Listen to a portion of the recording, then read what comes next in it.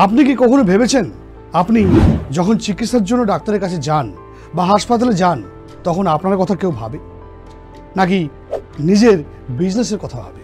ব্যথা আপনার, কষ্ট আপনার, কিন্তু আপনি কি ওষুধ খাবেন তা ঠিক করে দেয় মেডিকেল সেন্টারগুলি।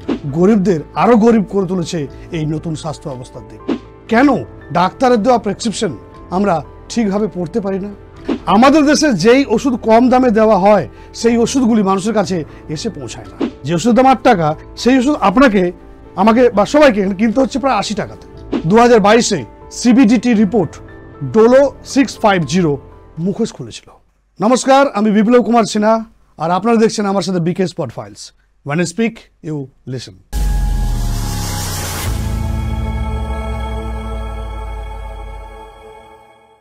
আপনি কি কখনো ভেবেছেন আপনি যখন চিকিৎসার জন্য ডাক্তারের কাছে যান বা হাসপাতালে যান তখন আপনার কথা কেউ ভাবে নাকি নিজের বিজনেসের কথা ভাবে, টাকা কামানোর কথা ভাবে?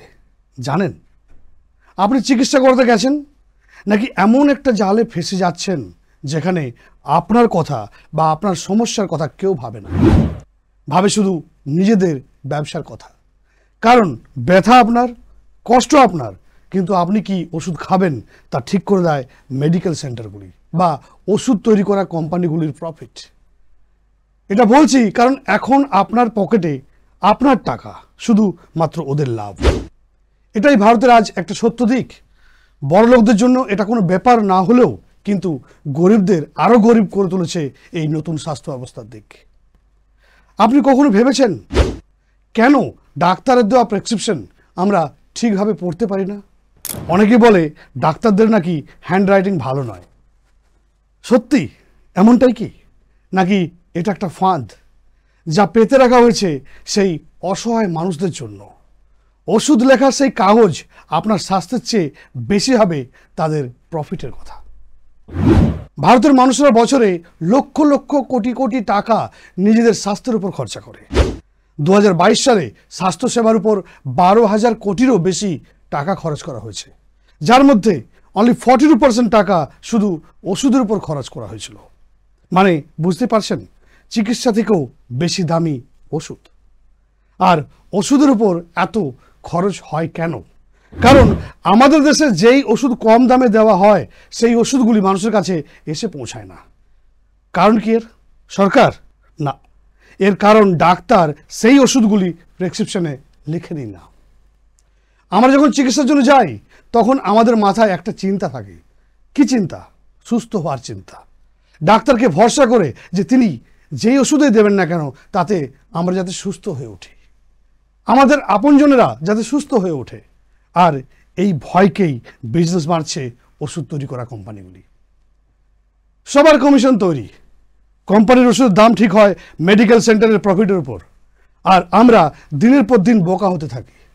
এমন এক কাগজের উপর বিশ্বাস করি যে কাগজে ঠিক কি লেখা আছে তাও আমরা বুঝি না হয়তো ঠিক করে। কিভাবে বোঝাচ্ছি। ধরুন একটা বিস্কুটের প্যাকেট, তার পরিমাণ এক, স্বাদ এক, কিন্তু একটা বিস্কুট প্লাস্টিকে মোড়া। সেই বিস্কুটেই আবার ভালো প্যাকেজিং, ভালো ব্র্যান্ডিং করে মার্কেটে বিক্রি করা হচ্ছে। কিন্তু ওই প্লাস্টিকে মোড়া বিস্কুটটাই বিক্রি হচ্ছে তাকে এবং ভালো প্যাকেজিংয়ের তার থেকে প্রায় 10 গুণ দাম দিয়ে। পার্থক্য শুধু ব্র্যান্ডিংয়ের। জেনেরিক আর ব্র্যান্ডেড ওষুধের মধ্যে পার্থক্যটা অনেকটা এমনই। ধরুন একটা প্যারাসিটামল, জ্বরের ওষুধ, আমরা সবাই জানি একটা প্যারাসিটামলের দাম অনেক কম, কিন্তু সেই জ্বরের ওষুধে যখন হয়ে যায় ক্রোসিন বা ডোলো, ঠিক তখনই সেই জ্বরের ওষুধের দাম বেড়ে যায়, 15 থেকে 20 টাকা হয়ে যায়। দুটোই কিন্তু জ্বরের ওষুধ, কাজও এক, তাহলে দামটা আলাদা কেন? কারণ ব্র্যান্ডিং। এই ওষুধের কোম্পানিগুলি ব্র্যান্ডিং করে অ্যাড দেয়, যার কারণে মার্কেটের দাম এত বেশি। 2018 সালে একটা বড় তথ্য উঠে আসে সামনে। ব্র্যান্ডেড ওষুধের ক্ষেত্রে 100 থেকে 1000 টাকা পর্যন্ত শুধু প্রফিট নেওয়া হয়। মানে এমনটা হতে পারে যে ওষুধের দাম 8 টাকা, যে ওষুধের দাম 8 টাকা সেই ওষুধ আপনাকে, আমাকে বা সবাইকে কিনতে হচ্ছে প্রায় 80 টাকাতে। আর এর চেয়েও খারাপ ব্যাপার হলো এই তথ্য আপনি হয়তো জানেনই না। এই খেলার সবচেয়ে বড় হাতিয়ার হলো ডাক্তারের লেখা সেই প্রেসক্রিপশন। তাদের লেখার ধরন এমন যা সাধারণ মানুষ পড়তে পারবে না, আর মেডিকেল সেন্টারের যে লোকেরা সেই কোডটি কিন্তু বুঝে যায়, আর মাঝে বোকা হয় সাধারণ মানুষ আমার মতো।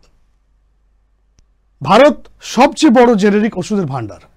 ইউরোপ, আমেরিকা এসব দেশে জেনেরিক ওষুধগুলো কিন্তু রপ্তানি করা হয়। বিশেষ করে আমেরিকায় 90% ওষুধ রপ্তানি করা হয় যা ভারত থেকে যায়। কিন্তু আমাদের সিস্টেমে খিদে সবচেয়ে বেশি। ডাক্তার জেনেরিক ওষুধ লেখে না, মেডিকেল স্টোর দেয় না।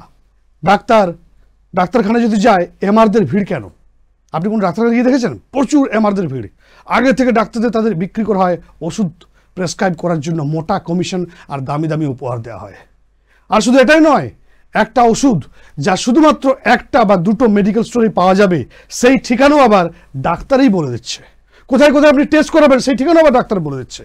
ডাক্তারদের বিদেশে যাত্রা, দামি উপহার এই কারণে দেওয়া হয়। 2022-এ সিবিডিটি রিপোর্ট ডোলো 650 মুখোশ খুলেছিল। তারা জানিয়েছিল গোটা দেশে ডাক্তারদের হাজার হাজার কোটি কোটি টাকার উপহার দেওয়া হয়েছে। আপনাদের মনে আছে হয়তো, কোভিডের সময় সকলকে সেই ডোলো ওষুধে দেওয়া হচ্ছিল। তারপর সিবিডিটি রিপোর্টে কি আসে সামনে? যে এই ওষুধকে মার্কেটে চালানোর জন্য হাজার হাজার কোটি কোটি টাকা খরচা করা হয়েছিল কোম্পানিগুলোর তরফ থেকে। 2018 সালে পিআইবি বলেছে 5.5 কোটি মানুষ দেশে এমন রয়েছে যারা শুধু চিকিৎসা করিয়ে ওষুধের খরচ শুনে গরিব রোখার আওতায় এসছে, যারা গরিব হয়ে গেছে। এর মধ্যে 3.8% লোকের টাকা শুধু ওষুধ কিনে খরচ হয়েছে। এগুলো এক একটা রিপোর্ট নয়, এগুলো সেই সব মানুষের চিৎকার যারা নিজের দুঃখ কষ্টের টাকা মাথার ঘাম পায়ে ফেলে রোজগার করে তারপর সেই জাল কারবারিদের হাতে তাদের সেই টাকা তুলে দেয়, তা আবারও নিজেদেরও জানতে। কিন্তু এবার সময় এসছে সতর্ক হওয়ার, কারণ সময়ে সতর্ক না হলে এদের লুট আরও বাড়বে। দেখতে থাকুন বিকে স্পট ফাইলস।